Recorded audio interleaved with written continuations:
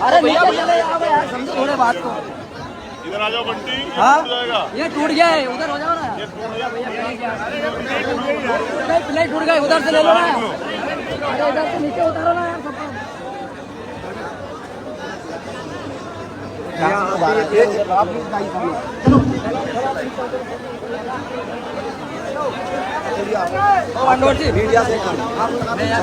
अरे इनसे मत बोलो। अरे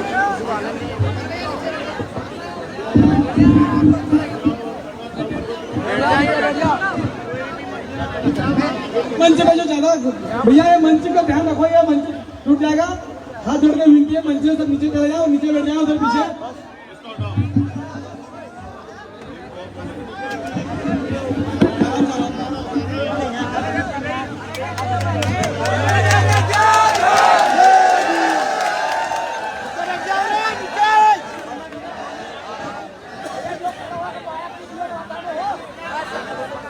सभी युवा साथी शांति बनाए रखें। इनको मीडिया के साथियों को जगह दो। चलो जाओ, तुम लोग नीचे जगह देंगे वो लोग अपने आप। चलो जगह दो इनको। चलो तुम लोग आगे पीछे हो जाओ, जाओ गैप करो, इनको जगह दो। चलो फटाफट, तुम्हारी बात पहुंचाएंगे ये लोग आगे तक।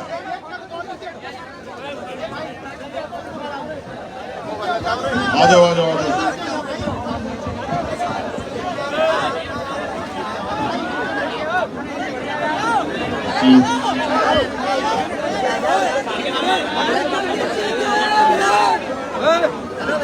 रुक जाओ।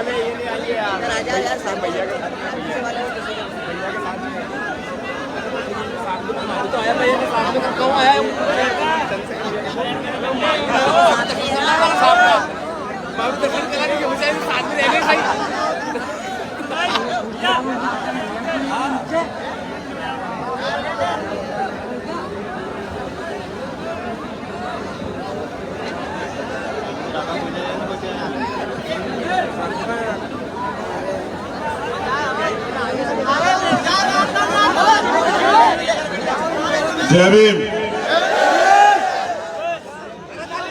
लगभग 10 घंटे हो चुके हैं आप लोगों को यहाँ। मैं सबसे पहले तो यहाँ उपस्थित भीम आर्मी आजाद समाज पार्टी के सभी ईमानदार समर्पित कार्यकर्ताओं का धन्यवाद करता हूँ। धन्यवाद के साथ साथ जो जिम्मेदारी मेरे ऊपर है उतनी जिम्मेदारी आपके ऊपर भी। आज आपने शाहजहांपुर में ये साबित कर दिया कि शाहजहांपुर में अब हम लोग अन्याय किसी भी कीमत पे नहीं सहेंगे। मैं भी सुबह से ये सोच रहा था कि किसी तरह आपके बीच टाइम से पहुंच जाऊं। एयरपोर्ट गया तो पता लगा फ्लाइट कैंसिल हो गई है। फिर इंदौर का रास्ता बंद हुआ तो भोपाल का रास्ता खोला। भोपाल की फ्लाइट कराई, वो फ्लाइट लेट हो गई। यहां आते हुए फाटक बंद हो गया, 3 ट्रेन आई और 10-15 मिनट दूरी होगी। लेकिन कहते हैं अगर तमन्ना अगर सच्ची हो तो रास्ते हजार होते हैं, तमन्ना अगर झूठी हो तो बहाने हजार होते हैं। जितनी सच्ची तमन्ना तुम्हारी मुझसे मिलने की उतनी सच्ची तमन्ना मेरी तुमसे मिलने की।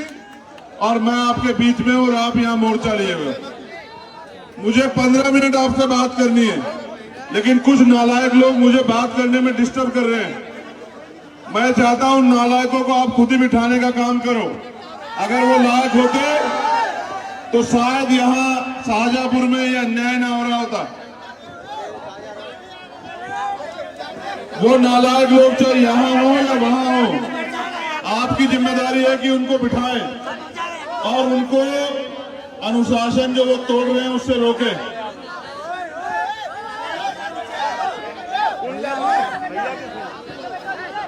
अरे दूर हो ना इससे, दूर करो इनको यार।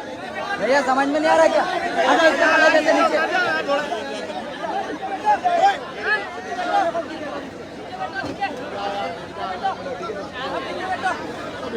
तुम नहीं चाहते मैं अपनी बात रखूं?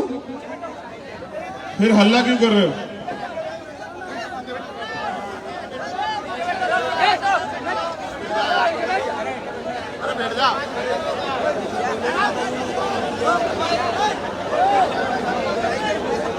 क्या मैं इंतजार करूं आपके चुप होने का? मैं इंतजार कर लेता हूं आपके चुप होने का। जब आप चुप हो जाओगे तब मैं अपनी बात रखूंगा। अगर मुझे जरा सी आवाज आएगी तो मैं नहीं रखूंगा।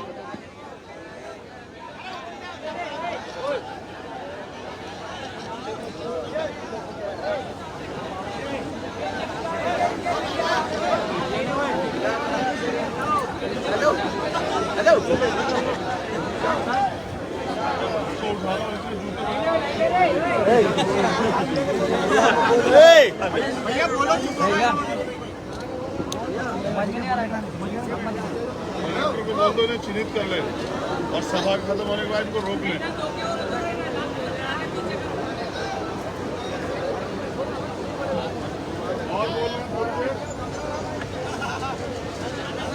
अगर और थोड़ी देर और रहेगी तो कोई बात नहीं, मेरे पास बहुत समय है। जिसका समाज सोया हो और गैर जिम्मेदार हो उसके पास बहुत समय होता है। तुम्हें तो नहीं हो रहा, लेकिन कुछ तो नालायक लोग हैं जिनको नालायकी करनी है। अब उनको तो समझाना पड़ेगा ना। और मैं ऐसे नालायकों को चिन्हित कर रहा हूं। वैसे तो हमारा समाज ही अभी नालायकी में है। अगर वो लायक होता तो उन्हें मेरी जरूरत नहीं पड़ती, क्योंकि इस देश में व्यापक लंबे समय से जो गुलामी चली आ रही है, हम लोग उस गुलामी में जीना सीख गए और उस गुलामी को हमने अपनी जिंदगी मान लिया। इसलिए समाज का दर्द हमें दर्द नहीं दिखाई देता। इसलिए शाहजहांपुर में हमारे अधिकारी कर्मचारियों के साथ जो अपमान होता है, जो अन्याय होता है और फिर कार्रवाई नहीं होती, वो हमें दिखाई नहीं देती।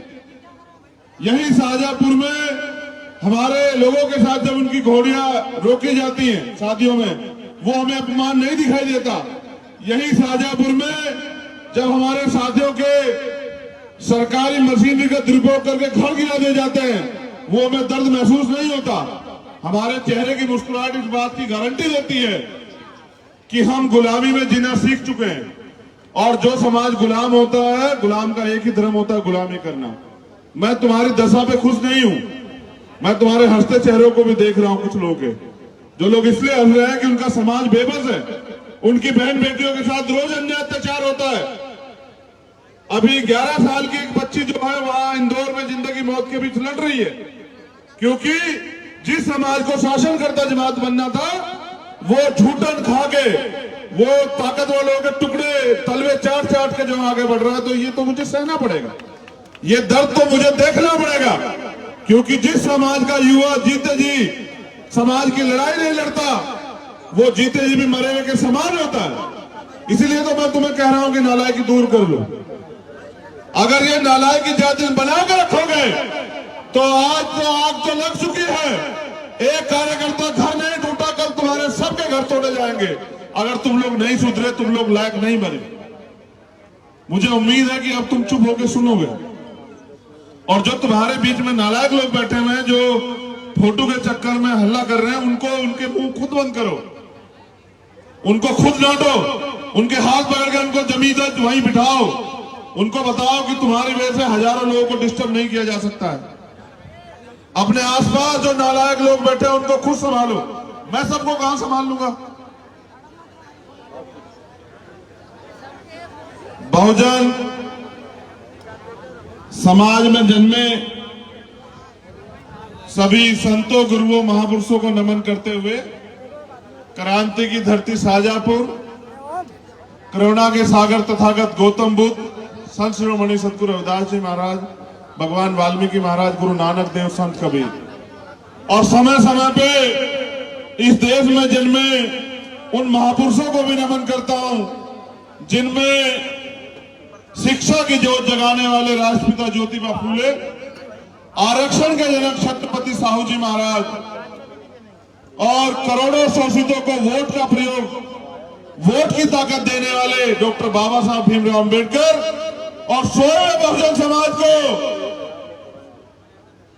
वोट का प्रयोग करके बताने वाले किस तरह से वोट की रक्षा सुरक्षा होती है और वोट के जरिए किस तरह अल्पजन्मी बहुजन बनके अपनी गरीबी, अपनी परेशानियां, अपने साथ होने वाले अन्याय को खत्म कर सकते हैं। ऐसे नायक मान्यवर साहब काशीराम को नमन करते हुए मैं धन्यवाद देता हूं आपका।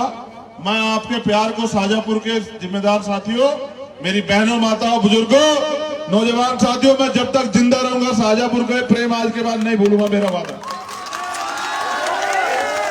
पूरी जिंदगी में शाजापुर के लोग, मैं फर्श पे रहूं या अर्श पे रहूं, पूरी जिंदगी में याद करके देखना, आपके इस प्यार का कर्ज चुका के दूंगा आप लोगों को, मेरा वादा आप लोगों से।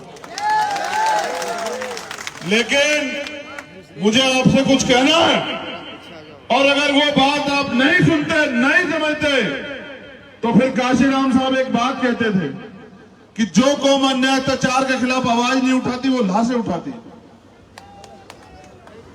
लाशें उठानी पड़ेगी अगर आप निकम्मे, निठल्ले, झूठे इन नेताओं के चक्कर में आते रहे जिन्होंने यहां भोपाल में, मध्य प्रदेश में अन्याय अत्याचार की पराकाष्ठा लिखी है। जो खातेगांव में हुआ, मैं उस दर्द को भूला नहीं हूं, जहां मेरे प्यारे भाइयों के साथ अपमान किया गया टीआई द्वारा, मैं उस दर्द को भूला नहीं हूं। मैं हर एक दर्द को अपने अंदर समा के बैठा हूं, इस भरोसे के साथ कि अब आने वाले समय में तुम इस दर्द का जवाब वोट के जरिए देके और अपने बीच के लोगों को विधानसभा भेज के मेरी हिस्सेदारी मध्य प्रदेश में सुनिश्चित करोगे। यहाँ की सरकार के बीच जो है अपना झंडा और डंडा बुलंद करोगे और इनको बताओगे जो अधिकारी कर्मचारी सरकार की सह में हमारे लोगों का शोषण कर रहे हैं, उनको मुंह तोड़ जवाब जो है वो कानून के जरिए ही देने का काम करोगे। चिंता मत करो, समय तुम्हारा भी आएगा। समय इंतजार नहीं करता है, समय रोके रोके नहीं रुकता है। देखो मैं दर्द बताता हूं आपको, यहां राका का मकान तोड़ दिया, वहां दत्तू मेड़े का मकान तोड़ दिया, और खाते गांव में कार्यकर्ताओं के साथ जो अपमान किया, क्या मैं वहां बैठा देखता नहीं हूं? मैं देखता हूं, मगर मैं दर्द से रोता नहीं हूं, मैं उस दर्द से ताकत बनाता हूं और उस ताकत को बना के मैं आपके बीच आता हूं। आज भी क्या नहीं था रोकने के लिए। यहां मैं नहीं जानता कि सरकार ने कैंसिल कराई या प्राकृतिक रूप से कोई मुसीबत थी, सारी फ्लाइट इंदौर की कैंसिल की आज आने रोकने के लिए। और वो जो 2 बजे वाली फ्लाइट थी, 2:40 वाली, वो 3:45 बजे उड़ी वहां से, वो भी लेट पे लेट होती रही। मैं समझता रहा कि सरकार को समझ आ गया कि पिछड़े वर्ग के लोगों ने आरक्षण के खिलाफ मोर्चा लिया हुआ है, और अगर ये चंद्रशेखर भी आ गए और ये इकट्ठे हो गए तो आज ही क्रांति हो जाएगी मध्य प्रदेश में। मैं इस बात को वहीं बैठे समझ रहा था।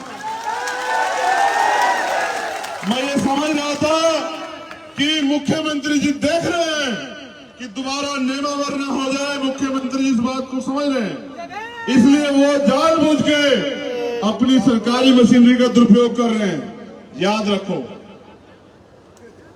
ये गुलाम भारत नहीं है, ये आजाद भारत। जितने अधिकार उनको हैं इतने अधिकार हमें, और जितनी ताकत वो रखते हैं उतनी ताकत हम रखते हैं। लेकिन हम कमजोर इसलिए हैं कि इस देश की 3 बड़ी ताकतें, मनी, माफिया, मीडिया, उनके कब्जे में। अगर हमारे कब्जे में कुछ है तो वो हमारा शरीर, वो हमारी ताकत, और इस अन्याय को हमें सहना पड़ता है। हमें पता है सीवर में जाएंगे तो मरेंगे, लेकिन फिर भी अपने बच्चों के पेट पालने के लिए सीवर में उतरना पड़ता है। ये दिया है सरकारों ने हमें। 70, 71, 72 साल हो गए हमारे लोग भरोसा करते रहे कि ये लोग हमारे लिए कुछ करेंगे, लेकिन उन्होंने किया क्या? रोटी, कपड़ा, मकान से ज्यादा की लड़ाई वो आगे नहीं बढ़ा पाए। अभी तो इस देश में स्वाभिमान सम्मान की लड़ाई दूरी है। मैं समझता हूं कि जब तक इस देश से सामाजिक गैर बराबरी और आर्थिक गैर बराबरी नहीं खत्म होगी, एक गरीब को उतने साधन संसाधन नहीं मिलते जितने इन सरकारों के अमीरों को मिले हुए, तब तक ये लड़ाई अधूरी। आप चिंता मत करो, आप देखते जाओ, भीम आर्मी के लोगों ने मोर्चा ले लिया है, अब कोई हवा, कोई तूफान, कोई आंधी नहीं रोक सकती। अब गरीब को भी बराबरी के अधिकार मिलेंगे, जो अधिकार इन पुराने सरकारों के लोगों ने दबा के रखे हैं। मैं अभी लौटा उड़ीसा से, और जब मैं उड़ीसा में गया तो मैंने देखा, उससे पहले मैं झारखंड गया, उसके बाद मैं राजस्थान गया, फिर मैं हरियाणा गया। मैंने कई स्टेट में जाकर देखा कि आज भी गरीबी, बिना भूमि के, बिना साधन के, बिना नौकरियों के, बिना रोजगार के हमारे लोग रोटी कपड़ा मकान के मोहताज हो रहे हैं। और ये सरकार हमारी उसी उसका फायदा उठा रही है। आप क्यों आपको क्या लगता है ये अन्याय इसलिए हो रहा है कि हम कमजोर हैं? नहीं, ये अन्याय इसलिए हो रहा है क्योंकि अब आप लोग ताकतवर होने वाले हो रहे हो, आप लोग ताकतवर होने वाले हो रहे हो, आप इकट्ठा होने वाले हो रहे हो, तो सरकार को लग रहा है किस तरह से इनको रोकना है, इनको डराना है, धमकाना है। ऐसा प्रयोग ये मेरे ऊपर करके देख चुके हैं। इन्होंने मुझे 16 महीने बंद रखा, लेकिन 16 महीने में मैं इनसे डरा थोड़ा ही। इन 16 महीने में इनसे नहीं डरा। कल मैं उड़ीसा में था, कुछ बीजेपी के लोग मेरा विरोध करने के लिए आए। मुझे कार्यकर्ता कहने लगे भैया गाड़ी के ऊपर खड़े हो जाओ। तो मैंने कहा यार सभा में चल रहे, देर हो जाएगी। उन्होंने एक और बार कहा, मैं समझ ही नहीं पाया। जब मैं आगे निकला तो मैंने देखा कुछ लोग उधर दूसरे कोने में खड़े नारे लगा रहे हैं। तो मैंने पूछा कि ये कौन है? कह रहे ये आपका विरोध करने आए थे। तो मैंने कहा इनको ये तो समझाओ कि लुक के कौन विरोध करता है, सामने आके विरोध किया जाता है। ये जो वहां छिपके मंदिर की ओट लेके विरोध कर रहे हैं, वहीं अंदर खड़े होकर नारे लगा रहे हैं। अगर भाई इनको कुछ कहना है तो सामने आ जाए, लोकतंत्र है, इनका अधिकार बैठता है। और हो सकता है कि ये सामने आ जाए और ये अगर दलित, पिछड़े, आदिवासी या अल्पसंख्यक समाज के हुए तो मैं इनको समझा के 15-20 मिनट में भीम आर्मी में शामिल करा दूंगा, इनके और लोग कम हो जाएंगे। आप देखो ये आजाद भारत है, यहां लोकतंत्र है, संविधान है। जब संविधान नहीं था तो राजतंत्र था। राजतंत्र में तलवारों से लड़ाई जीती जाती थी, बंदूकें चलती थी, लाठियां चलती थी। ये लोकतंत्र है, यहां तलवारों बंदूकों से कोई लड़ाई नहीं जीतता है। यहां बाबा साहब अंबेडकर ने अपने 4 बच्चे कुर्बान करके हमें एक ताकत दी है, और हम पे अवसर आता है 5 साल में कि उस ताकत के जरिए हम अपनी गरीबी, परेशानी, बेरोजगारी, अन्याय, अत्याचार, जुर्म जाति खत्म कर दें।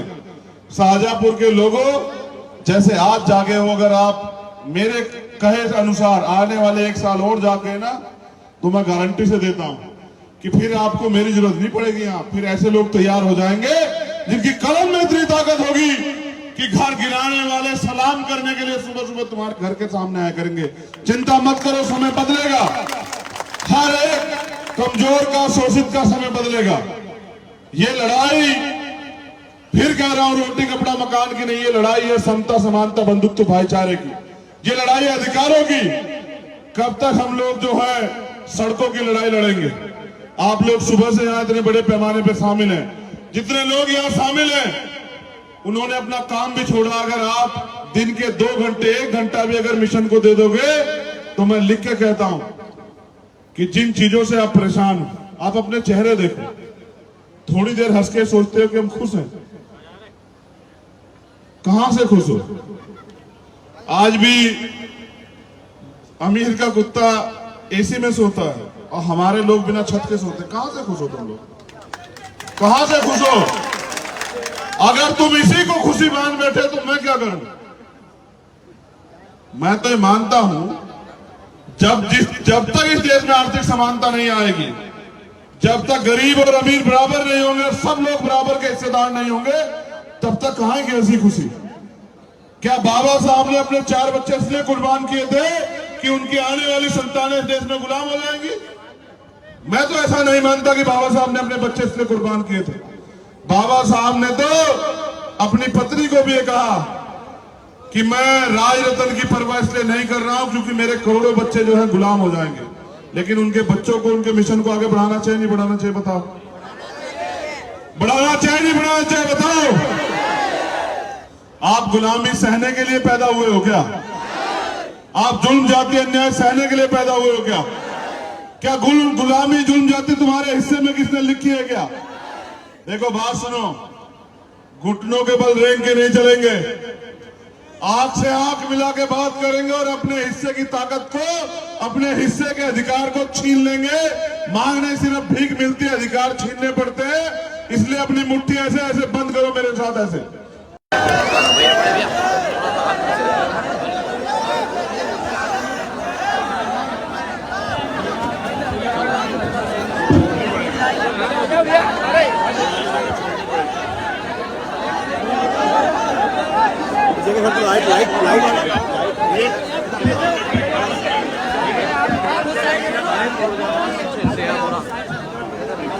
साइड हो जाओ, लाइट टूट गई भैया।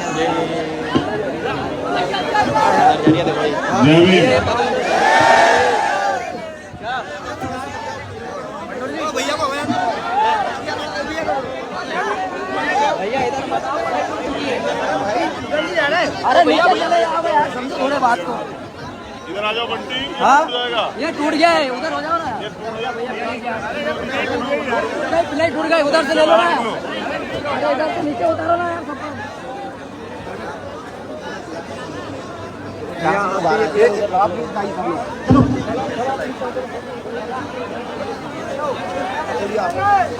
मीडिया से अरे इनसे मत बोलो। अरे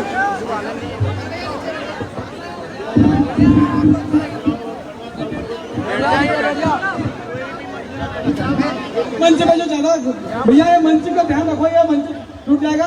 हाथ जोड़ के विनती है, मंच से सब नीचे चले जाओ, नीचे बैठ जाओ उधर पीछे।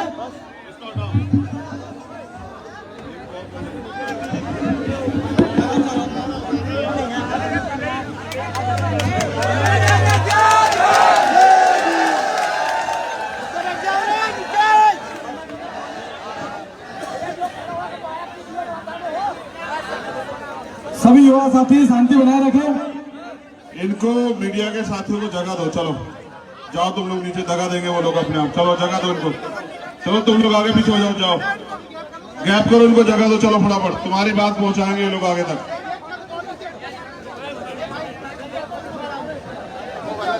आ जाओ आ जाओ आ जाओ।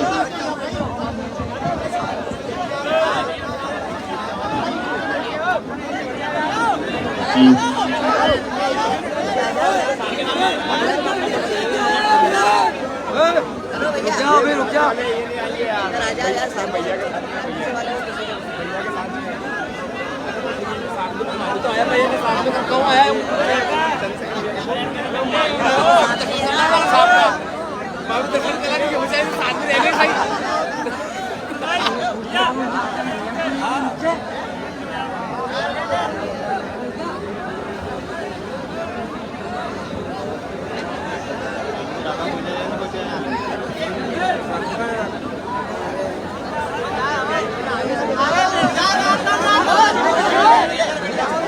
जय भीम। लगभग 10 घंटे हो चुके हैं आप लोगों को यहाँ।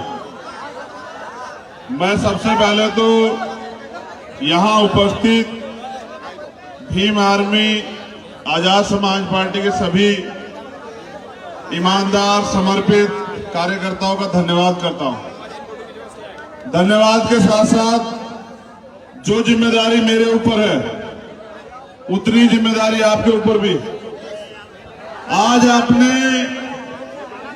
शाहजहांपुर में ये साबित कर दिया कि शाहजहांपुर में अब हम लोग अन्याय किसी भी कीमत पे नहीं सहेंगे। मैं भी सुबह से ये सोच रहा था कि किसी तरह आपके बीच टाइम से पहुंच जाऊं। एयरपोर्ट गया तो पता लगा फ्लाइट कैंसिल हो गई है। फिर इंदौर का रास्ता बंद हुआ तो भोपाल का रास्ता खोला। भोपाल की फ्लाइट कराई, वो फ्लाइट लेट हो गई।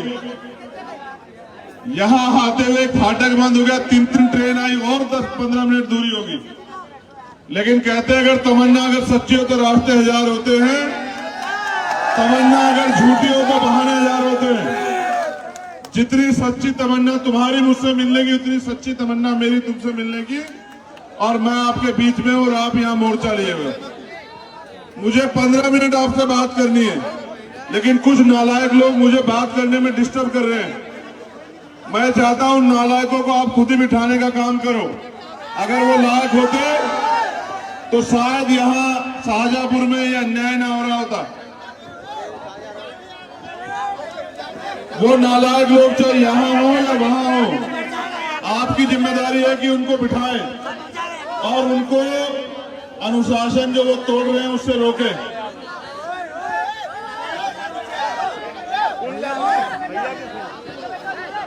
अरे दूर हो ना इससे, भैया समझ में नहीं आ रहा क्या? आना इससे पकड़ देते नीचे।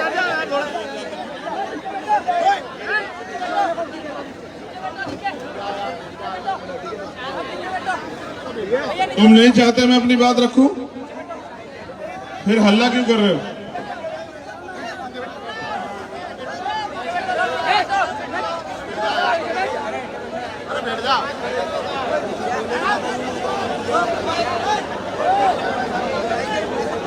क्या मैं इंतजार करूं आपके चुप होने का? मैं इंतजार कर लेता हूं आपके चुप होने का। जब आप चुप हो जाओगे तब मैं अपनी बात रखूंगा। अगर मुझे जरा सी आवाज आएगी तो मैं नहीं रखूंगा।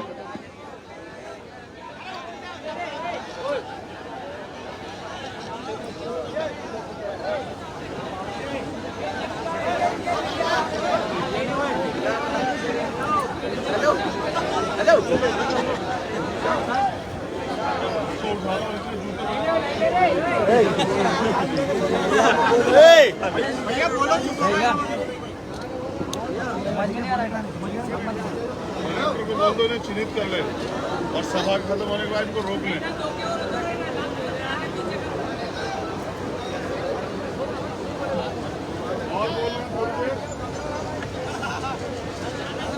अगर और थोड़ी देर और रहेगी तो कोई बात नहीं, मेरे पास बहुत समय है। जिसका समाज सोया हुआ हो और गैर जिम्मेदार हो उसके पास बहुत समय होता है। तुम्हें तो नहीं हो रहा, लेकिन कुछ तो नालायक लोग हैं जिनको नालायकी करनी है। अब उनको तो समझाना पड़ेगा ना। और मैं ऐसे नालायकों को चिन्हित कर रहा हूं। वैसे तो हमारा समाज ही अभी नालायकी में है। अगर वो लायक होता तो उन्हें मेरी जरूरत नहीं पड़ती, क्योंकि इस देश में व्यापक लंबे समय से जो गुलामी चली आ रही है, हम लोग उस गुलामी में जीना सीख गए और उस गुलामी को हमने अपनी जिंदगी मान लिया। इसलिए समाज का दर्द हमें दर्द नहीं दिखाई देता। इसलिए शाहजहांपुर में हमारे अधिकारी कर्मचारियों के साथ जो अपमान होता है, जो अन्याय होता है और फिर कार्रवाई नहीं होती, वो हमें दिखाई नहीं देती। यही शाहजहांपुर में हमारे लोगों के साथ जब उनकी घोड़ियां रोकी जाती हैं शादियों में, वो हमें अपमान नहीं दिखाई देता। यही शाहजहांपुर में जब हमारे साथियों के सरकारी मशीनरी का दुरुपयोग करके घर गिरा दिए जाते हैं, वो हमें दर्द महसूस नहीं होता। हमारे चेहरे की मुस्कुराहट इस बात की गारंटी देती है कि हम गुलामी में जीना सीख चुके हैं। और जो समाज गुलाम होता है, गुलाम का एक ही धर्म होता है, गुलामी करना। मैं तुम्हारी दशा पे खुश नहीं हूं। मैं तुम्हारे हंसते चेहरों को भी देख रहा हूं। कुछ लोग हैं जो लोग इसलिए हंस रहे हैं कि उनका समाज बेबस है। उनकी बहन बेटियों के साथ रोज अन्याय अत्याचार होता है। अभी 11 साल की एक बच्ची जो है वहां इंदौर में जिंदगी मौत के बीच लड़ रही है, क्योंकि जिस समाज को शासन करता जमात बनना था, वो झूठन खा के, वो ताकत वालों के टुकड़े तलवे चाट चाट के जो आगे बढ़ रहा है। तो ये तो मुझे सहना पड़ेगा, ये दर्द तो मुझे देखना पड़ेगा, क्योंकि जिस समाज का युवा जीते जी समाज की लड़ाई नहीं लड़ता, वो जीते जी भी मरे हुए के समान होता है। इसलिए तो मैं तुम्हें कह रहा हूं कि नालायकी दूर कर लो। अगर ये नालायकी जाति बना के रखोगे तो आज तो आग तो लग चुकी है। एक कार्यकर्ता घर नहीं टूटा, कल तुम्हारे सबके घर तोड़े जाएंगे अगर तुम लोग नहीं सुधरे, तुम लोग लायक नहीं बने। मुझे उम्मीद है कि अब तुम चुप होकर सुनोगे। और जो तुम्हारे बीच में नालायक लोग बैठे हुए हैं, जो फोटो के चक्कर में हल्ला कर रहे हैं, उनको उनके मुंह खुद बंद करो, उनको खुद डांटो, उनके हाथ पकड़ कर उनको जमीन वहीं बिठाओ, उनको बताओ कि तुम्हारी वजह से हजारों लोगों को डिस्टर्ब नहीं किया जा सकता है। अपने आसपास जो नालायक लोग बैठे हैं उनको खुद संभालो। मैं सबको कहां संभाल लूंगा? बहुजन समाज में जन्मे सभी संतों, गुरुओं, महापुरुषों को नमन करते हुए क्रांति की धरती शाहजहांपुर, करुणा के सागर तथागत गौतम बुद्ध, संत शिरोमणि सतगुरु रविदास जी महाराज, भगवान वाल्मीकि महाराज, गुरु नानक देव, संत कबीर और समय समय पे इस देश में जन्मे उन महापुरुषों को भी नमन करता हूं जिनमें शिक्षा की जोत जगाने वाले राष्ट्रपिता ज्योतिबा फूले, आरक्षण के जनक छत्रपति साहू जी महाराज और करोड़ों शोषितों को वोट का प्रयोग, वोट की ताकत देने वाले डॉक्टर बाबा साहब भीमराव अंबेडकर और सोए बहुजन समाज को वोट का प्रयोग करके बताने वाले किस तरह से वोट की रक्षा सुरक्षा होती है और वोट के जरिए किस तरह अल्पजन्मी बहुजन बनके अपनी गरीबी, अपनी परेशानियां, अपने साथ होने वाले अन्याय को खत्म कर सकते हैं। ऐसे नायक मान्यवर साहब काशीराम को नमन करते हुए मैं धन्यवाद देता हूं आपका। मैं आपके प्यार को शाहजहांपुर के जिम्मेदार साथियों, मेरी बहनों, माताओं, बुजुर्गों, नौजवान साथियों, मैं जब तक जिंदा रहूंगा शाहजहांपुर का प्रेम आज के बाद नहीं भूलूंगा, मेरा वादा। पूरी जिंदगी में शाहजहांपुर के लोग, मैं फर्श पे रहूं या अर्श पे रहूं, पूरी जिंदगी में याद करके देखना, आपके इस प्यार का कर चुका के दूंगा आप लोगों को, मेरा वादा आप लोगों से। लेकिन मुझे आपसे कुछ कहना है और अगर वो बात आप नहीं सुनते, नहीं समझते, तो फिर काशीराम साहब एक बात कहते थे कि जो कौम अन्याय अत्याचार के खिलाफ आवाज नहीं उठाती वो लाशें उठाती। लाशें उठानी पड़ेगी अगर आप निकम्मे, निठल्ले, झूठे इन नेताओं के चक्कर में आते रहे जिन्होंने यहां भोपाल में, मध्य प्रदेश में अन्याय अत्याचार की पराकाष्ठा लिखी है। जो खाते गांव में हुआ, मैं उस दर्द को भूला नहीं हूं जहां मेरे प्यारे भाइयों के साथ अपमान किया गया टीआई द्वारा। मैं उस दर्द को भूला नहीं हूं।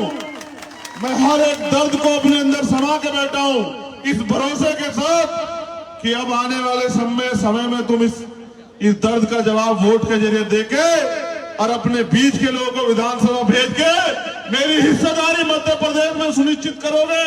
यहाँ की सरकार के बीच जो है अपना झंडा और डंडा बुलंद करोगे और इनको बताओगे जो अधिकारी कर्मचारी सरकार की सह में हमारे लोगों का शोषण कर रहे हैं, उनको मुंह तोड़ जवाब जो है वो कानून के जरिए देने का काम करोगे। चिंता मत करो, समय तुम्हारा भी आएगा।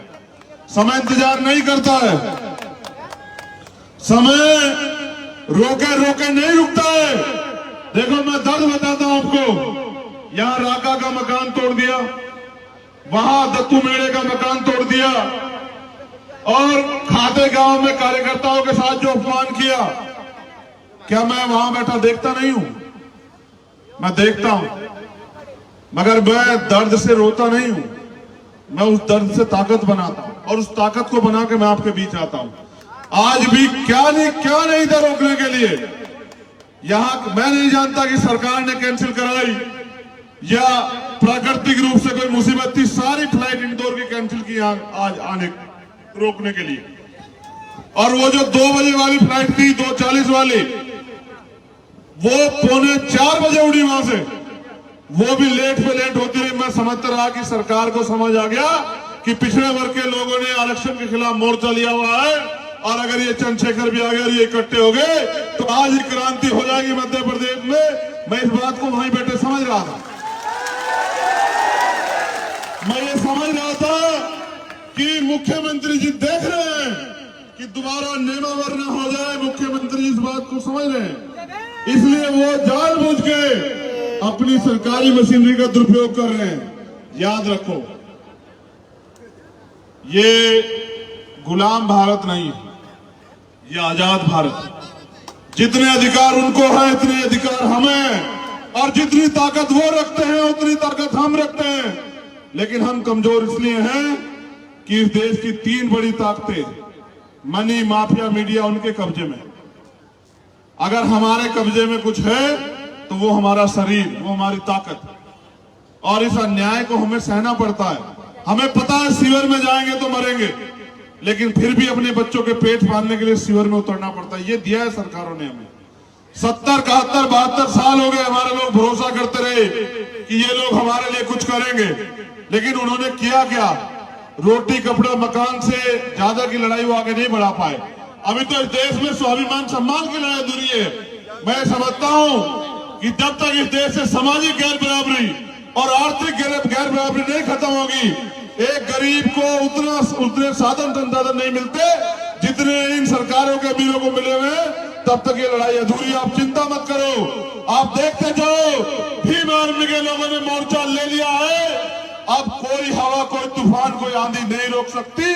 अब गरीब को भी बराबरी के अधिकार मिलेंगे, जो अधिकार इन पुराने सरकारों के लोगों ने दबा के रखे हैं।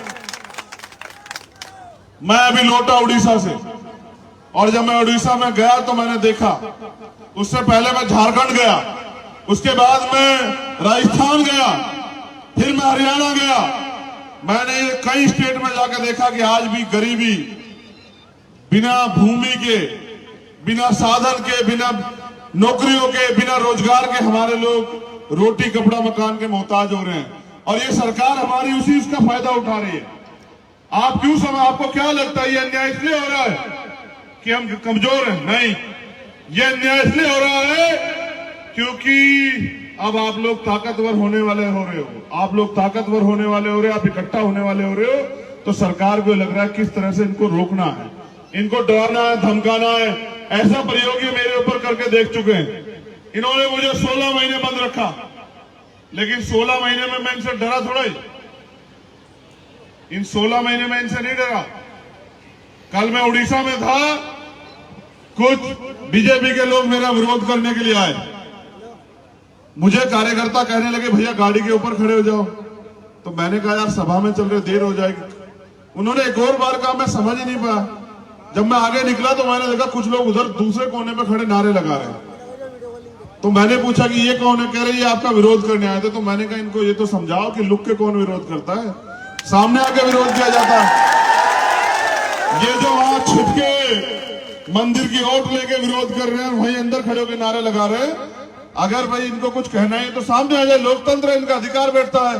और हो सकता है ये सामने आ जाए, और ये अगर दलित, पिछड़े, आदिवासी या अल्पसंख्यक समाज के हुए तो मैं इनको समझा के 15-20 मिनट में भीम आर्मी में शामिल करा दूंगा। इनके और लोग कम हो जाएंगे। आप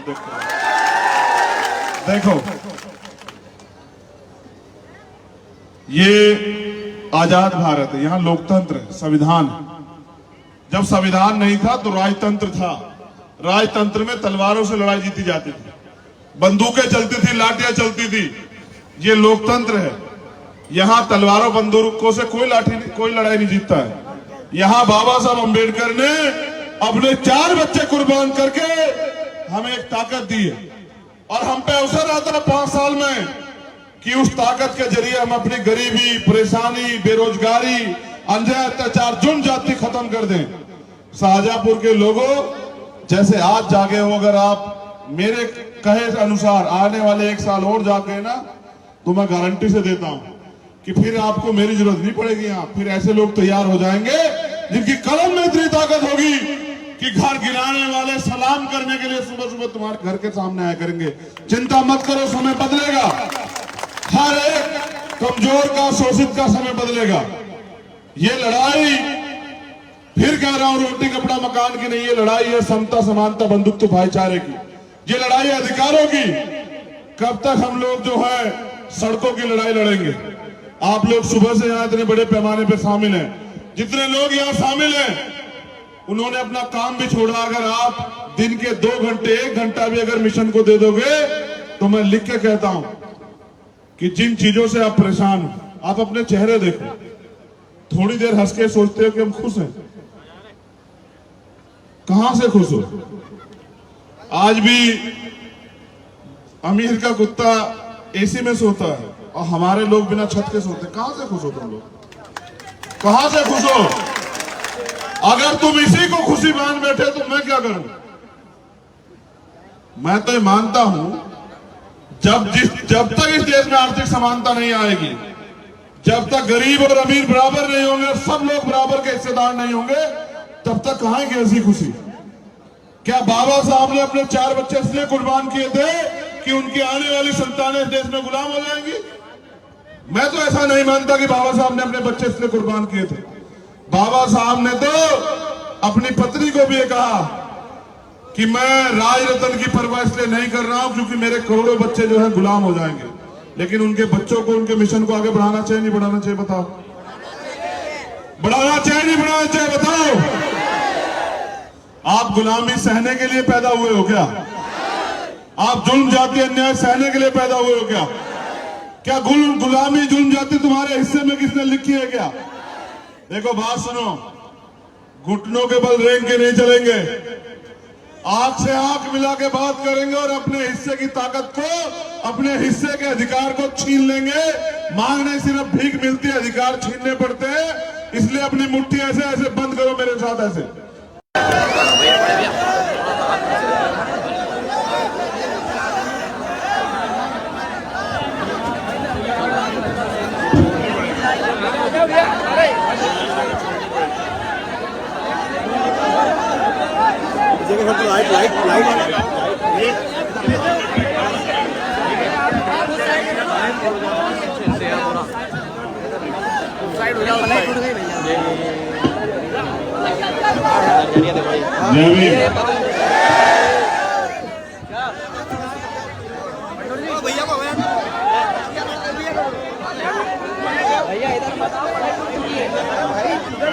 अरे नीचे चले जाओ यार, समझो थोड़े बात को। इधर आ जाओ बंटी, हाँ जाएगा। ये टूट गया है, उधर हो जाओ ना। प्लेट टूट गई, उधर से ले लो ना। अरे इधर से नीचे उतारो ना यार सबको।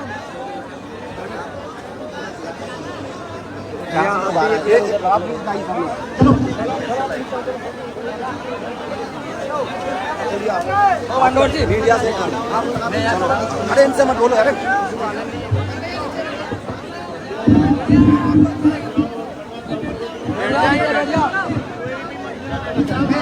मंच में जो ज्यादा भैया, ये मंच का ध्यान रखो, ये मंच टूट जाएगा। हाथ जोड़ के विनती है, मंच से सब नीचे चले जाओ, नीचे बैठ जाओ उधर पीछे।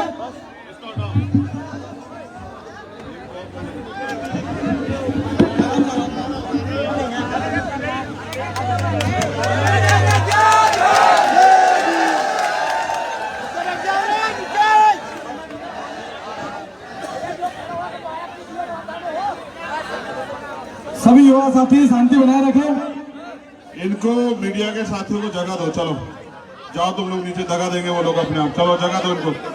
चलो तुम लोग आगे पीछे हो जाओ, जाओ गैप करो, इनको जगह दो। चलो फटाफट, तुम्हारी बात पहुंचाएंगे ये लोग आगे तक।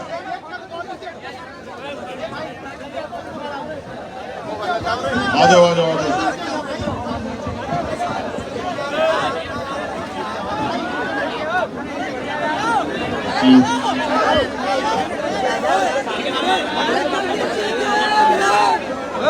रुक जाओ अभी, रुक जाओ।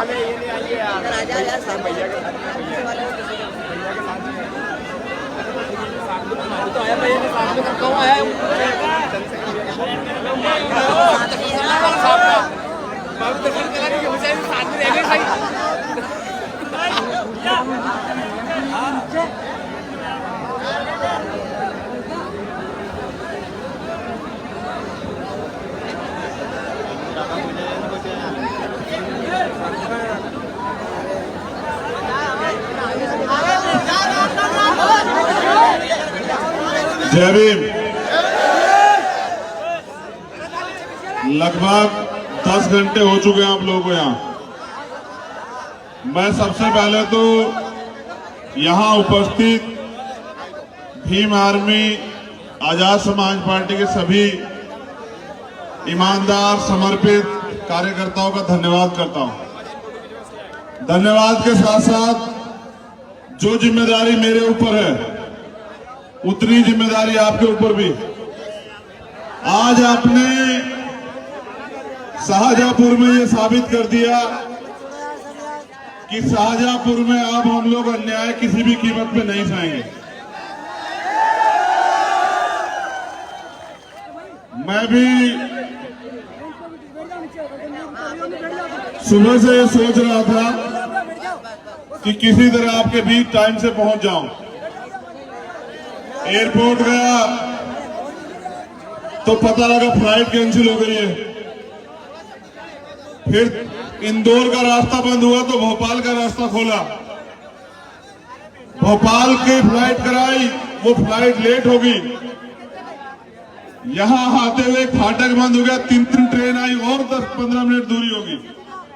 लेकिन कहते हैं अगर तमन्ना अगर सच्ची हो तो रास्ते हजार होते हैं, तमन्ना अगर झूठी हो तो बहाने हजार होते हैं। जितनी सच्ची तमन्ना तुम्हारी मुझसे मिलने की, उतनी सच्ची तमन्ना मेरी तुमसे मिलने की। और मैं आपके बीच में और आप यहां मोर्चा लिए हुए। मुझे 15 मिनट आपसे बात करनी है, लेकिन कुछ नालायक लोग मुझे बात करने में डिस्टर्ब कर रहे हैं। मैं चाहता हूं नालायकों को आप खुद ही बिठाने का काम करो। अगर वो लायक होते तो शायद यहां शाहजहांपुर में यह अन्याय ना हो रहा होता। वो नालायक लोग चाहे यहां हो या वहां हो, आपकी जिम्मेदारी है कि उनको बिठाएं और उनको अनुशासन जो वो तोड़ रहे हैं उससे रोकें।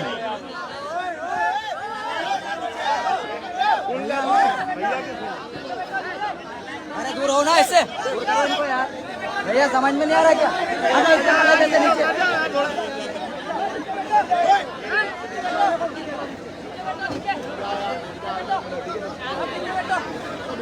तुम नहीं चाहते मैं अपनी बात रखूं, फिर हल्ला क्यों कर रहे हो?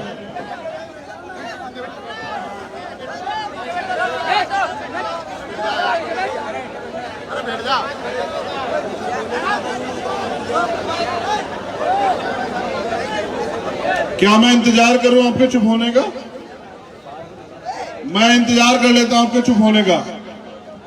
जब आप चुप हो जाओगे तब मैं अपनी बात रखूंगा। अगर मुझे जरा सी आवाज आएगी तो मैं नहीं रखूंगा।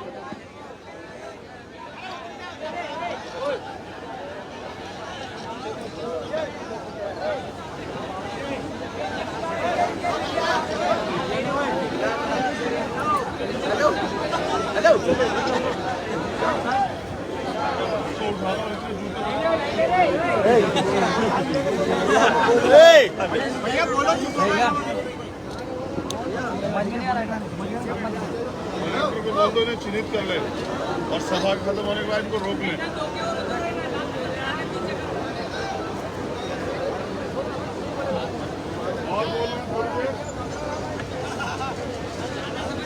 अगर और थोड़ी देर और रहेगी तो कोई बात नहीं, मेरे पास बहुत समय है। जिसका समाज सोया हुआ हो और गैर जिम्मेदार हो उसके पास बहुत समय होता है। तुम्हें तो नहीं हो रहा, लेकिन कुछ तो नालायक लोग हैं जिनको नालायकी करनी है। अब उनको तो समझाना पड़ेगा ना। और मैं ऐसे नालायकों को चिन्हित कर रहा हूं। वैसे तो हमारा समाज ही अभी नालायकी में है। अगर वो लायक होता तो उन्हें मेरी जरूरत नहीं पड़ती, क्योंकि इस देश में व्यापक लंबे समय से जो गुलामी चली आ रही है, हम लोग उस गुलामी में जीना सीख गए और उस गुलामी को हमने अपनी जिंदगी मान लिया। इसलिए समाज का दर्द हमें दर्द नहीं दिखाई देता। इसलिए शाहजहांपुर में हमारे अधिकारी कर्मचारियों के साथ जो अपमान होता है, जो अन्याय होता है और फिर कार्रवाई नहीं होती, वो हमें दिखाई नहीं देती। यही शाहजहांपुर में हमारे लोगों के साथ जब उनकी घोड़ियां रोकी जाती हैं शादियों में, वो हमें अपमान नहीं दिखाई देता। यही शाहजहांपुर में जब हमारे साथियों के सरकारी मशीनरी का दुरुपयोग करके घर गिरा दिए जाते हैं, वो हमें दर्द महसूस नहीं होता। हमारे चेहरे की मुस्कुराहट इस बात की गारंटी देती है कि हम गुलामी में जीना सीख चुके हैं। और जो समाज गुलाम होता है, गुलाम का एक ही धर्म होता है, गुलामी करना। मैं तुम्हारी दशा पे खुश नहीं हूं।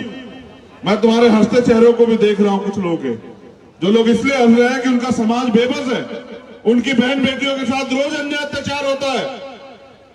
अभी 11 साल की एक बच्ची जो है वहां इंदौर में जिंदगी मौत के बीच लड़ रही है, क्योंकि जिस समाज को शासन करता जमात बनना था, वो झूठन खा के, वो ताकतवर लोगों के टुकड़े तलवे चाट चाट के जो आगे बढ़ रहा है। तो ये तो मुझे सहना पड़ेगा, ये दर्द तो मुझे देखना पड़ेगा, क्योंकि जिस समाज का युवा जीते जी समाज की लड़ाई नहीं लड़ता, वो जीते जी भी मरे हुए के समान होता है। इसलिए तो मैं तुम्हें कह रहा हूं कि नालायकी दूर कर लो। अगर ये नालायकी जाति बना के रखोगे तो आज तो आग तो लग चुकी है। एक कार्यकर्ता घर नहीं टूटा, कल तुम्हारे सबके घर तोड़े जाएंगे अगर तुम लोग नहीं सुधरे, तुम लोग लायक नहीं बने। मुझे उम्मीद है कि अब तुम चुप होकर सुनोगे। और जो तुम्हारे बीच में नालायक लोग बैठे हुए हैं, जो फोटो के चक्कर में हल्ला कर रहे हैं, उनको उनके मुंह खुद बंद करो, उनको खुद डांटो, उनके हाथ पकड़ के उनको जमीन तक वहीं बिठाओ, उनको बताओ कि तुम्हारी वजह से हजारों लोगों को डिस्टर्ब नहीं किया जा सकता है। अपने आसपास जो नालायक लोग बैठे हैं उनको खुद संभालो। मैं सबको कहां संभाल लूंगा? बहुजन समाज में जन्मे सभी संतों, गुरुओं, महापुरुषों को नमन करते हुए क्रांति की धरती शाहजहांपुर, करुणा के सागर तथागत गौतम बुद्ध, संत शिरोमणि सतगुरु रविदास जी महाराज, भगवान वाल्मीकि महाराज, गुरु नानक देव, संत कबीर और समय समय पे इस देश में जन्मे उन महापुरुषों को भी नमन करता हूं जिनमें शिक्षा की जोत जगाने वाले राष्ट्रपिता ज्योतिबा फूले, आरक्षण के जनक छत्रपति साहू जी महाराज और करोड़ों शोषितों को वोट का प्रयोग, वोट की ताकत देने वाले डॉक्टर बाबा साहब भीमराव अंबेडकर और सोए बहुजन समाज को वोट का प्रयोग करके बताने वाले किस तरह से वोट की रक्षा सुरक्षा होती है और वोट के जरिए किस तरह अल्पजन्मी बहुजन बनके अपनी गरीबी, अपनी परेशानियां, अपने साथ होने वाले अन्याय को खत्म कर सकते हैं। ऐसे नायक मान्यवर साहब काशीराम को नमन करते हुए मैं धन्यवाद देता हूं आपका। मैं आपके प्यार को शाहजहांपुर के जिम्मेदार साथियों, मेरी बहनों, माताओं, बुजुर्गों, नौजवान साथियों, मैं जब तक जिंदा रहूंगा शाहजहांपुर का प्रेम आज के बाद नहीं भूलूंगा, मेरा वादा। पूरी जिंदगी में शाहजहांपुर के लोग, मैं फर्श पे रहूं या अर्श पे रहूं, पूरी जिंदगी में याद करके देखना, आपके इस प्यार का कर चुका के दूंगा आप लोगों को, मेरा वादा आप लोगों से। लेकिन मुझे आपसे कुछ कहना है और अगर वो बात आप नहीं सुनते, नहीं समझते, तो फिर काशीराम साहब एक बात कहते थे कि जो कौम अन्याय अत्याचार के खिलाफ आवाज नहीं उठाती वो लाशें उठाती। लाशें उठानी पड़ेगी अगर आप निकम्मे, निठल्ले, झूठे इन नेताओं के चक्कर में आते रहे जिन्होंने यहां भोपाल में, मध्य प्रदेश में अन्याय अत्याचार की पराकाष्ठा लिखी है। जो खाते गांव में हुआ, मैं उस दर्द को भूला नहीं हूं जहां मेरे प्यारे भाइयों के साथ अपमान किया गया टीआई द्वारा। मैं उस दर्द को भूला नहीं हूं। मैं हर एक दर्द को अपने अंदर समा के बैठा हूं इस भरोसे के साथ कि अब आने वाले समय में तुम इस दर्द का जवाब वोट के जरिए देके और अपने बीच के लोगों को विधानसभा भेज के मेरी हिस्सेदारी मध्य प्रदेश में सुनिश्चित करोगे। यहाँ की सरकार के बीच जो है अपना झंडा और डंडा बुलंद करोगे और इनको बताओगे जो अधिकारी कर्मचारी सरकार की सह में हमारे लोगों का शोषण कर रहे हैं, उनको मुंह तोड़ जवाब जो है वो कानून के जरिए देने का काम करोगे। चिंता मत करो, समय तुम्हारा भी आएगा। समय इंतजार नहीं करता है, समय रोके रोके नहीं रुकता है। देखो मैं दर्द बताता हूं आपको। यहां राका का मकान तोड़ दिया, वहां दत्तू मेड़े का मकान तोड़ दिया और खाते गांव में कार्यकर्ताओं के साथ जो अपमान किया, क्या मैं वहां बैठा देखता नहीं हूं? मैं देखता हूं, मगर मैं दर्द से रोता नहीं हूं। मैं उस दर्द से ताकत बनाता हूं और उस ताकत को बना के मैं आपके बीच आता हूं। आज भी क्या नहीं था रोकने के लिए। यहां मैं नहीं जानता कि सरकार ने कैंसिल कराई या प्राकृतिक रूप से कोई मुसीबत थी। सारी फ्लाइट इंदौर की कैंसिल की आज आने रोकने के लिए। और वो जो 2 बजे वाली फ्लाइट थी, 2:40 वाली, वो 3:45 बजे उड़ी वहां से। वो भी लेट पे लेट होती रही। मैं समझता रहा कि सरकार को समझ आ गया कि पिछड़े वर्ग के लोगों ने आरक्षण के खिलाफ मोर्चा लिया हुआ है और अगर ये चंद्रशेखर भी आ गए और ये इकट्ठे हो गए तो आज ही क्रांति हो जाएगी मध्य प्रदेश में। मैं इस बात को वहीं बैठे समझ रहा था। मैं ये समझ रहा था कि मुख्यमंत्री जी देख रहे हैं कि दोबारा नेमावर न हो जाए। मुख्यमंत्री इस बात को समझ रहे हैं। इसलिए वो जानबूझ के अपनी सरकारी मशीनरी का दुरुपयोग कर रहे हैं। याद रखो, ये गुलाम भारत नहीं है, ये आजाद भारत। जितने अधिकार उनको हैं इतने अधिकार हमें, और जितनी ताकत वो रखते हैं उतनी ताकत हम रखते हैं। लेकिन हम कमजोर इसलिए हैं कि इस देश की 3 बड़ी ताकतें, मनी, माफिया, मीडिया, उनके कब्जे में। अगर हमारे कब्जे में कुछ है तो वो हमारा शरीर, वो हमारी ताकत, और इस अन्याय को हमें सहना पड़ता है।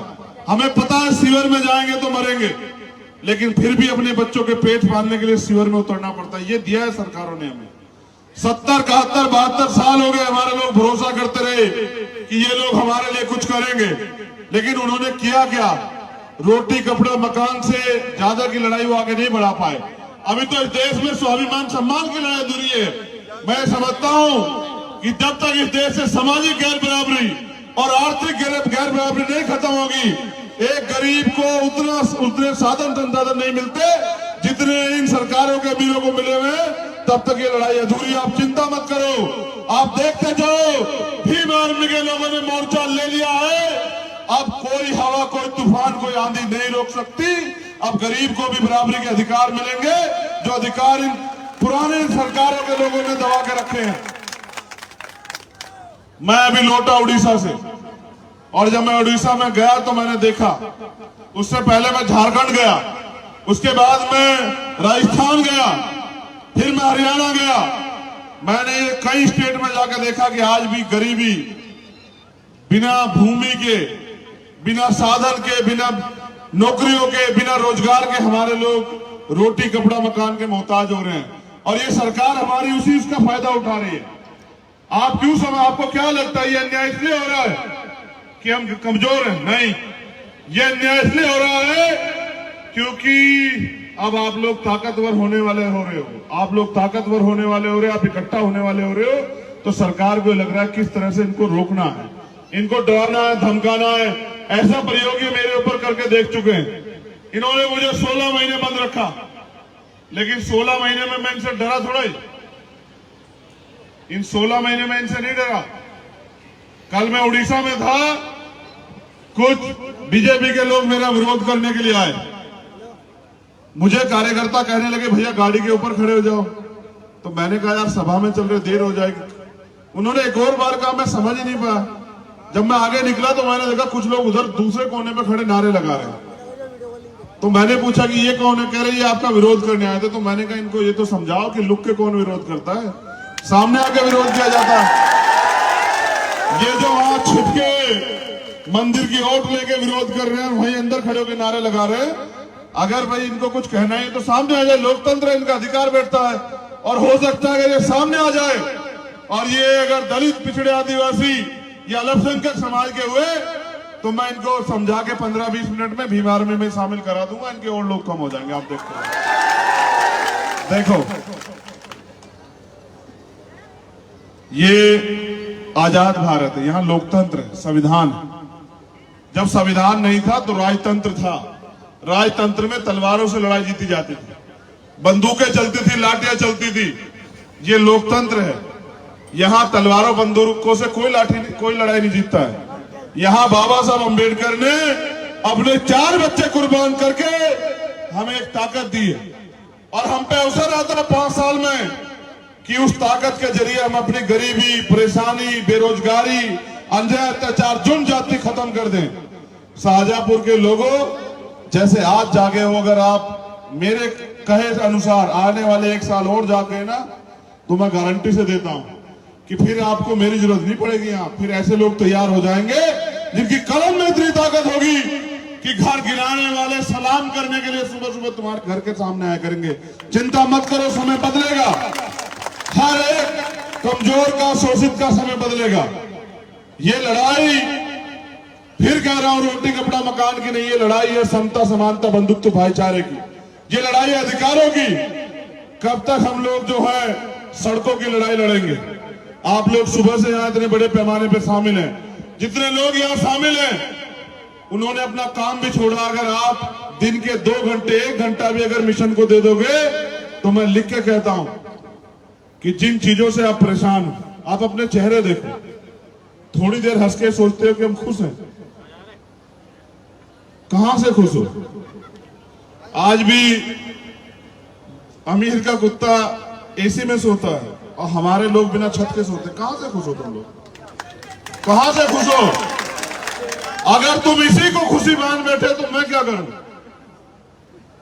मैं तो मानता हूं जब तक इस देश में आर्थिक समानता नहीं आएगी, जब तक गरीब और अमीर बराबर नहीं होंगे और सब लोग बराबर के हिस्सेदार नहीं होंगे, तब तक कहां की ऐसी खुशी? क्या बाबा साहब ने अपने 4 बच्चे इसलिए कुर्बान किए थे कि उनकी आने वाली संतानें इस देश में गुलाम हो जाएंगी? मैं तो ऐसा नहीं मानता कि बाबा साहब ने अपने बच्चे इसलिए कुर्बान किए थे। बाबा साहब ने तो अपनी पत्नी को भी ये कहा कि मैं राज रत्न की परवाह इसलिए नहीं कर रहा हूं क्योंकि मेरे करोड़ों बच्चे जो है गुलाम हो जाएंगे। लेकिन उनके बच्चों को, उनके मिशन को आगे बढ़ाना चाहिए नहीं बढ़ाना चाहिए? बताओ, बढ़ाना चाहिए नहीं बढ़ाना चाहिए? बताओ। आप गुलामी सहने के लिए पैदा हुए हो क्या? आप जुल्म जाति अन्याय सहने के लिए पैदा हुए हो क्या? क्या गुलामी जुल्म जाति तुम्हारे हिस्से में किसने लिखी है क्या? देखो बात सुनो, घुटनों के बल रेंग के नहीं चलेंगे, आंख से आंख मिला के बात करेंगे और अपने हिस्से की ताकत को, अपने हिस्से के अधिकार को छीन लेंगे। मांगने सिर्फ भीख मिलती है, अधिकार छीनने पड़ते हैं। इसलिए अपनी मुट्ठी ऐसे ऐसे बंद करो मेरे साथ ऐसे।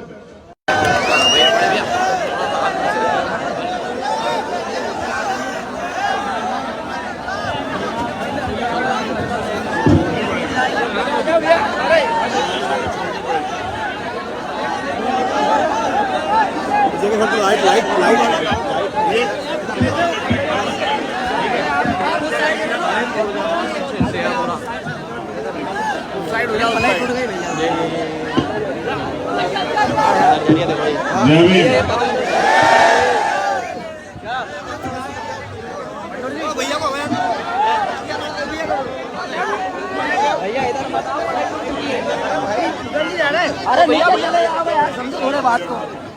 इधर आ जाओ बंटी, हाँ जाएगा। ये टूट गया है, उधर हो जाओ ना। प्लेट टूट गए, उधर से ले लो ना। अरे इधर से नीचे उतारो ना यार सबको।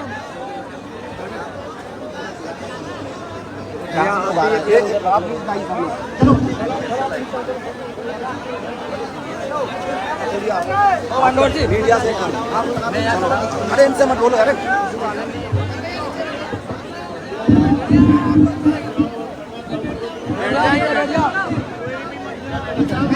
मंच में जो ज्यादा भैया, ये मंच का ध्यान रखो, ये मंच टूट जाएगा।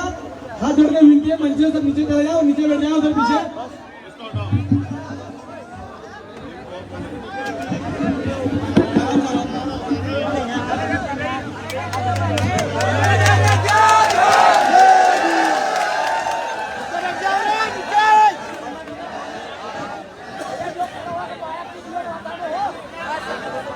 सभी युवा साथी शांति बनाए रखें। इनको मीडिया के साथियों को जगह दो। चलो जाओ, तुम लोग नीचे जगह देंगे वो लोग अपने आप। चलो जगह दो इनको। चलो तुम लोग आगे पीछे हो जाओ, जाओ गैप करो, इनको जगह दो। चलो फटाफट, तुम्हारी बात पहुंचाएंगे ये लोग आगे तक।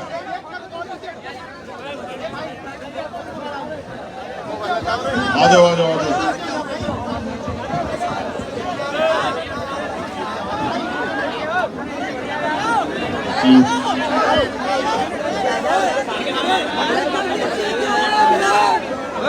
रुक जाओ अभी, रुक जाओ।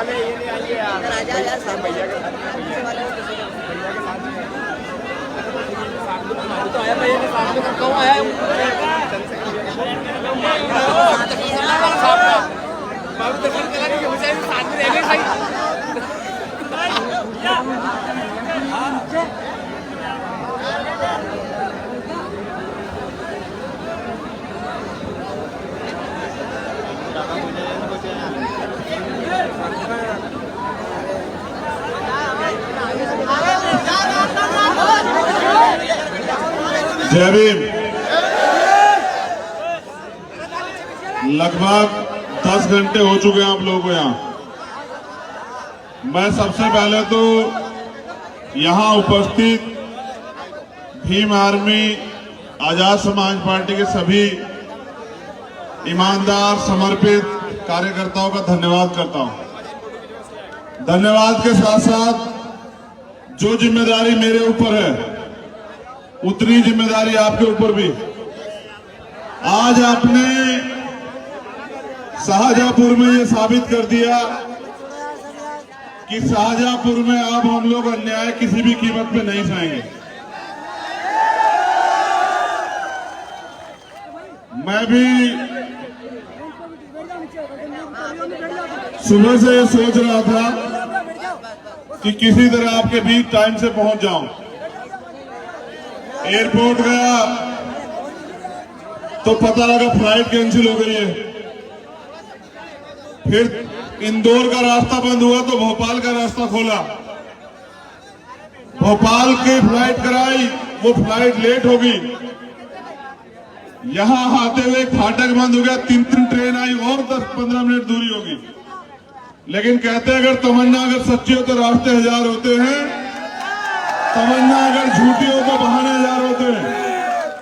जितनी सच्ची तमन्ना तुम्हारी मुझसे मिलने की उतनी सच्ची तमन्ना मेरी तुमसे मिलने की। और मैं आपके बीच में और आप यहां मोर्चा लिए हुए। मुझे 15 मिनट आपसे बात करनी है, लेकिन कुछ नालायक लोग मुझे बात करने में डिस्टर्ब कर रहे हैं। मैं चाहता हूं नालायकों को आप खुद ही बिठाने का काम करो। अगर वो लायक होते तो शायद यहां शाहजहांपुर में ये अन्याय ना हो रहा होता। वो नालायक लोग चाहे यहां हो या वहां हो, आपकी जिम्मेदारी है कि उनको बिठाएं और उनको अनुशासन जो वो तोड़ रहे हैं उससे रोकें।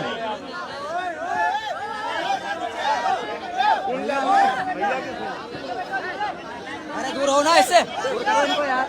भैया समझ में नहीं आ रहा क्या? आजा इससे पकड़ देते नीचे।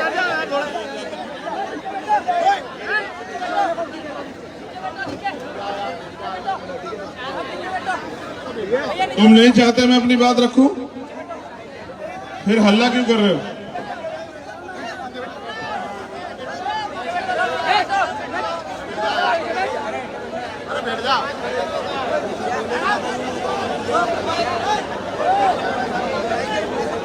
क्या मैं इंतजार करूं आपके चुप होने का?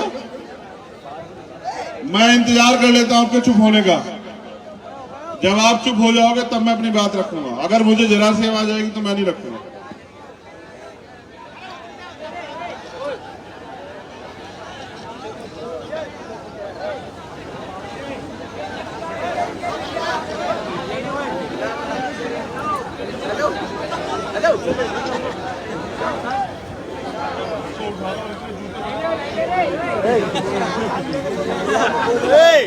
भैया समझ में नहीं आ रहा। बोल दो इन्हें चिन्हित कर ले और सभा खत्म होने के बाद इनको रोक ले।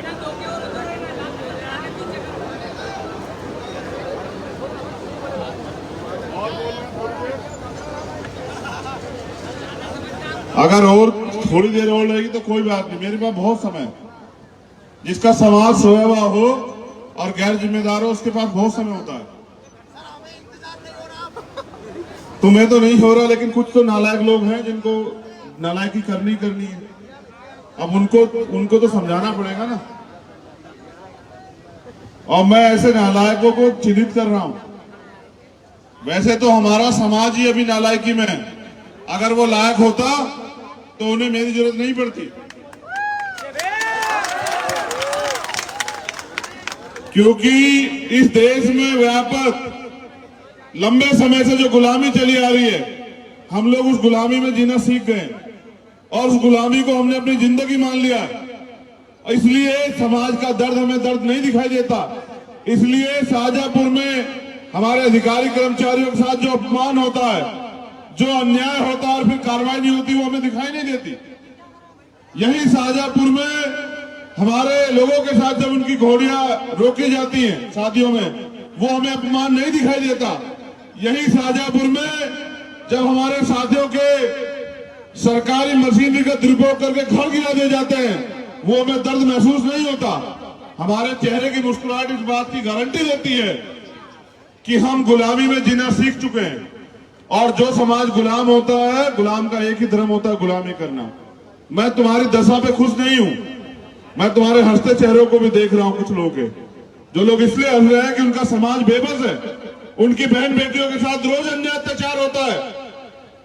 अभी 11 साल की एक बच्ची जो है वहां इंदौर में जिंदगी मौत के बीच लड़ रही है, क्योंकि जिस समाज को शासन करता जमात बनना था वो झूठन खा के, वो ताकत वालों के टुकड़े तलवे चाट चाट के जो आगे बढ़ रहा है। तो ये तो मुझे सहना पड़ेगा, ये दर्द तो मुझे देखना पड़ेगा, क्योंकि जिस समाज का युवा जीते जी समाज की लड़ाई नहीं लड़ता वो जीते जी भी मरे हुए के समान होता है। इसलिए तो मैं तुम्हें कह रहा हूं कि नालायकी दूर कर लो। अगर ये नालायकी जाति बना के रखोगे तो आज तो आग तो लग चुकी है। एक कार्यकर्ता घर नहीं टूटा, कल तुम्हारे सबके घर तोड़े जाएंगे अगर तुम लोग नहीं सुधरे, तुम लोग लायक नहीं बने। मुझे उम्मीद है कि अब तुम चुप होकर सुनोगे। और जो तुम्हारे बीच में नालायक लोग बैठे हुए हैं जो फोटो के चक्कर में हल्ला कर रहे हैं, उनको उनके मुंह खुद बंद करो, उनको खुद डांटो, उनके हाथ पकड़ के उनको जमीन वहीं बिठाओ, उनको बताओ कि तुम्हारी वजह से हजारों लोगों को डिस्टर्ब नहीं किया जा सकता है। अपने आसपास जो नालायक लोग बैठे हैं उनको खुद संभालो, मैं सबको कहां संभाल लूंगा। बहुजन समाज में जन्मे सभी संतों, गुरुओं, महापुरुषों को नमन करते हुए क्रांति की धरती शाहजहांपुर, करुणा के सागर तथागत गौतम बुद्ध, संत शिरोमणि सतगुरु रविदास जी महाराज, भगवान वाल्मीकि महाराज, गुरु नानक देव, संत कबीर और समय समय पे इस देश में जन्मे उन महापुरुषों को भी नमन करता हूं जिनमें शिक्षा की जोत जगाने वाले राष्ट्रपिता ज्योतिबा फूले, आरक्षण के जनक छत्रपति साहू जी महाराज और करोड़ों शोषितों को वोट का प्रयोग, वोट की ताकत देने वाले डॉक्टर बाबा साहब भीमराव अंबेडकर और सोए बहुजन समाज को वोट का प्रयोग करके बताने वाले किस तरह से वोट की रक्षा सुरक्षा होती है और वोट के जरिए किस तरह अल्पजन भी बहुजन बनके अपनी गरीबी, अपनी परेशानियां, अपने साथ होने वाले अन्याय को खत्म कर सकते हैं। ऐसे नायक मान्यवर साहब काशीराम को नमन करते हुए मैं धन्यवाद देता हूं आपका। मैं आपके प्यार को शाहजहांपुर के जिम्मेदार साथियों, मेरी बहनों, माताओं, बुजुर्गों, नौजवान साथियों, मैं जब तक जिंदा रहूंगा शाहजहांपुर का प्रेम आज के बाद नहीं भूलूंगा, मेरा वादा। पूरी जिंदगी में शाहजहांपुर के लोग मैं फर्श पे रहूं या अर्श पे रहूं, पूरी जिंदगी में याद करके देखना, आपके इस प्यार का कर चुका के दूंगा आप लोगों को, मेरा वादा आप लोगों से।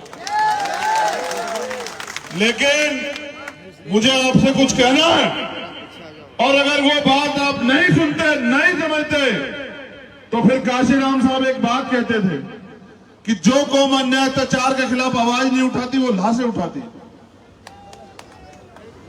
लाशें उठानी पड़ेगी अगर आप निकम्मे, निठल्ले, झूठे इन नेताओं के चक्कर में आते रहे जिन्होंने यहां भोपाल में, मध्य प्रदेश में अन्याय अत्याचार की पराकाष्ठा लिखी है।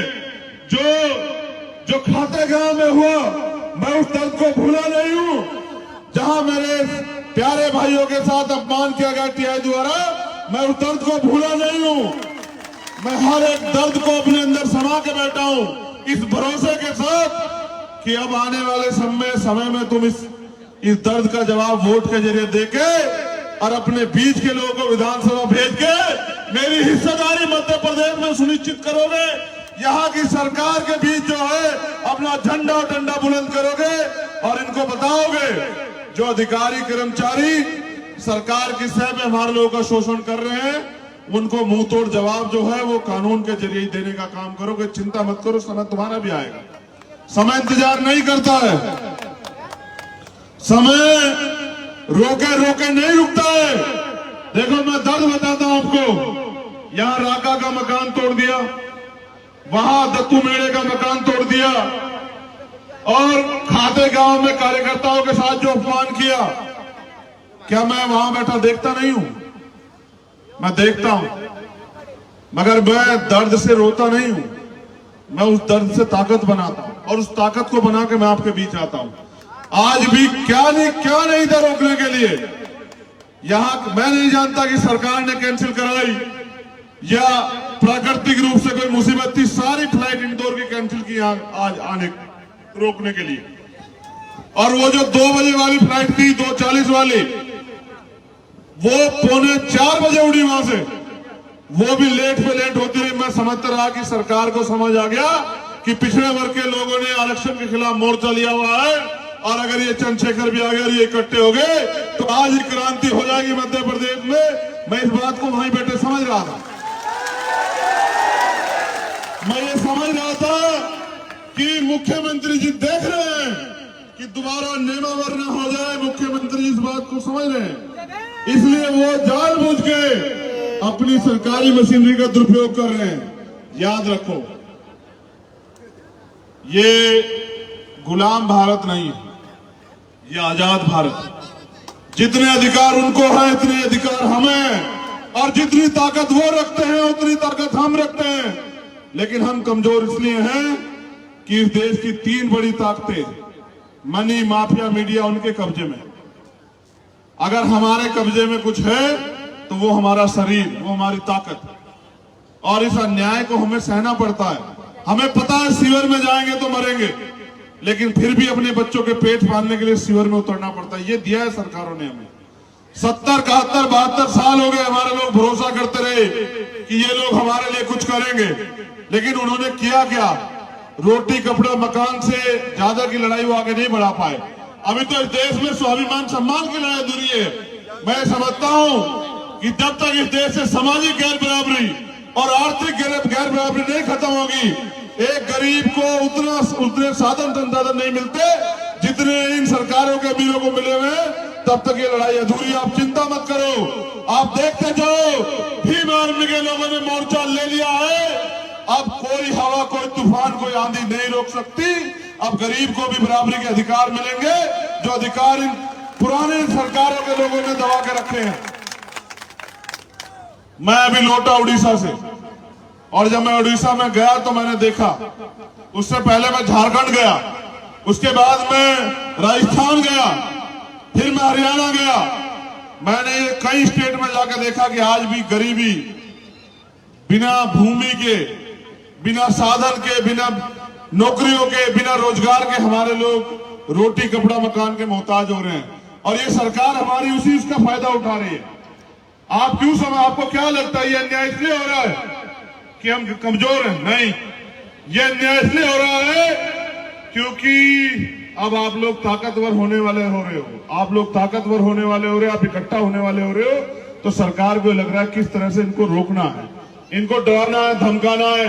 ऐसा प्रयोग ये मेरे ऊपर करके देख चुके हैं। इन्होंने मुझे 16 महीने बंद रखा, लेकिन 16 महीने में मैं इनसे डरा थोड़ा ही। इन 16 महीने में इनसे नहीं डरा। कल मैं उड़ीसा में था, कुछ बीजेपी के लोग मेरा विरोध करने के लिए आए। मुझे कार्यकर्ता कहने लगे भैया गाड़ी के ऊपर खड़े हो जाओ, तो मैंने कहा यार सभा में चल रहे, देर हो जाएगी। उन्होंने एक और बार कहा, मैं समझ ही नहीं पाया। जब मैं आगे निकला तो मैंने देखा कुछ लोग उधर दूसरे कोने में खड़े नारे लगा रहे हैं। तो मैंने पूछा कि ये कौन है? कह रहे ये आपका विरोध करने आए थे। तो मैंने कहा इनको ये तो समझाओ कि लुक के कौन विरोध करता है, सामने आके विरोध किया जाता है।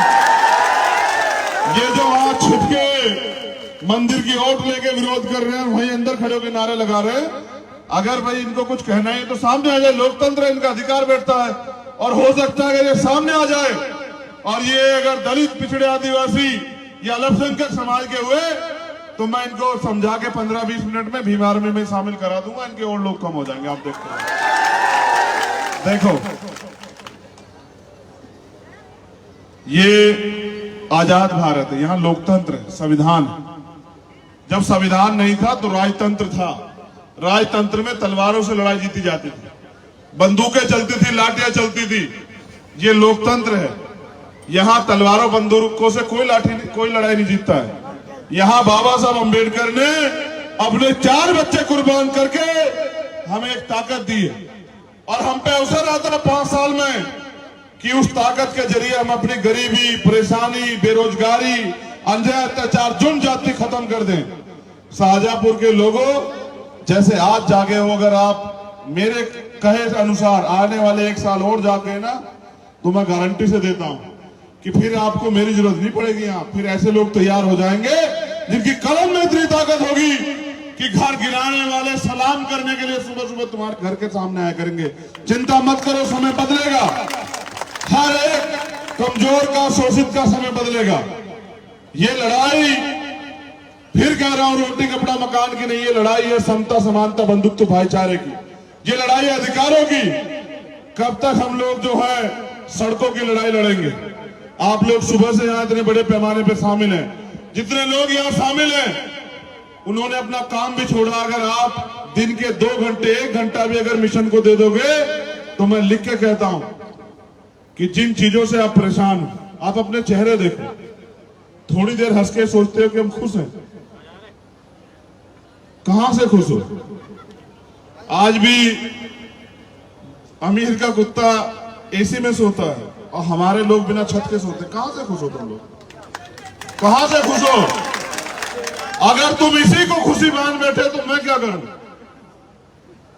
मैं तो मानता हूं जब तक इस देश में आर्थिक समानता नहीं आएगी, जब तक गरीब और अमीर बराबर नहीं होंगे, सब लोग बराबर के हिस्सेदार नहीं होंगे, तब तक कहां की ऐसी खुशी? क्या बाबा साहब ने अपने 4 बच्चे इसलिए कुर्बान किए थे कि उनकी आने वाली संतानें इस देश में गुलाम हो जाएंगी? मैं तो ऐसा नहीं मानता कि बाबा साहब ने अपने बच्चे इसलिए कुर्बान किए थे। बाबा साहब ने तो अपनी पत्नी को भी ये कहा कि मैं राज रतन की परवाह इसलिए नहीं कर रहा हूं क्योंकि मेरे करोड़ों बच्चे जो है गुलाम हो जाएंगे। लेकिन उनके बच्चों को, उनके मिशन को आगे बढ़ाना चाहिए नहीं बढ़ाना चाहिए? बताओ, बढ़ाना चाहिए नहीं बढ़ाना चाहिए? बताओ। आप गुलामी सहने के लिए पैदा हुए हो क्या? आप जुल्म जाति अन्याय सहने के लिए पैदा हुए हो क्या? क्या गुलामी जुल्म जाति तुम्हारे हिस्से में किसने लिखी है क्या? देखो बात सुनो, घुटनों के बल रेंग के नहीं चलेंगे, आंख से आंख मिला के बात करेंगे और अपने हिस्से की ताकत को, अपने हिस्से के अधिकार को छीन लेंगे। मांगने सिर्फ भीख मिलती है, अधिकार छीनने पड़ते हैं। इसलिए अपनी मुट्ठी ऐसे ऐसे बंद करो मेरे साथ, ऐसे